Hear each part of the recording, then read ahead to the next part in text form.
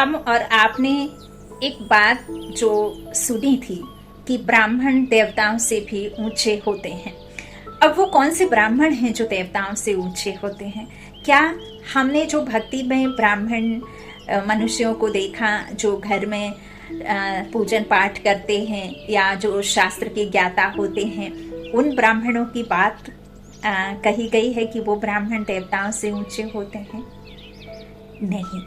परमात्मा कहते हैं कि मीठे बच्चे, ब्राह्मण सच्चे वो हैं जिनको परमात्मा के द्वारा आध्यात्म का ज्ञान मिला और उस आध्यात्म के ज्ञान को उन्होंने समझा। और समझ परमात्मा ने कौन सी दी है कि तुम जो ब्राह्मण वत्स हो, जो बाबा ने कहा है कि तुम ब्राह्मण बच्चे हो, तो शिव बाबा के द्वारा ब्रह्मा मुख वंशावली शिव वंशी ब्राह्मण बच्चे। और हर कोई ब्राह्मण नहीं हो सकता।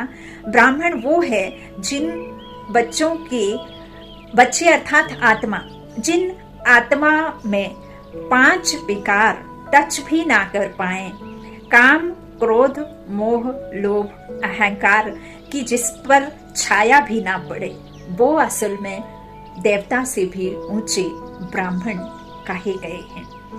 और बाबा कहते हैं तुम बच्चों का संगम युग का सबसे अच्छा जन्म है, क्योंकि तुम ईश्वरीय गोद में हो।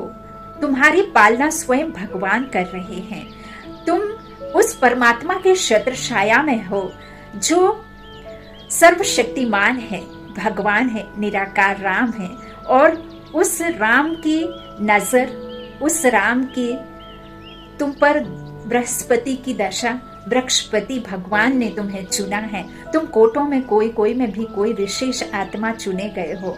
तो परमात्मा कहते हैं कि सबसे अमूल्य और तुम्हारा जो हीरे तुल्य जन्म है वो इस संगम युग का जन्म है। तो असली ब्राह्मण वो जिनकी आत्मा में 5 विकार टच भी ना कर पाए।